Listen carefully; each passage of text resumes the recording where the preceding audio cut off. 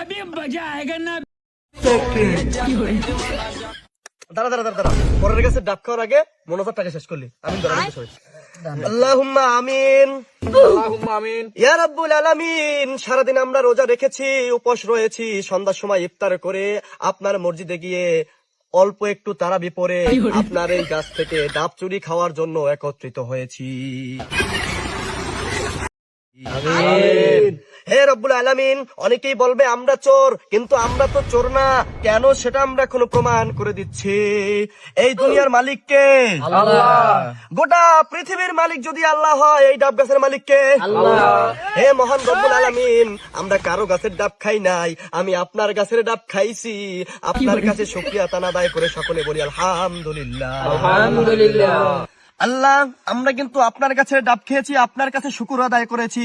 তারপরও এলাকার কিছু মুরব্বীরা, কিছু মানুষ আমাদেরকে নিয়ে সমালোচনা করবে, আমাদেরকে চোর বলবে।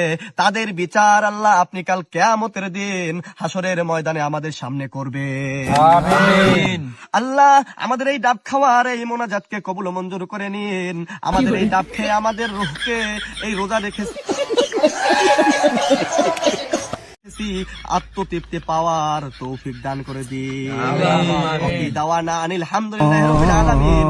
ডাব খাবার জন্য উৎসর্গ করা হোক। আমিন।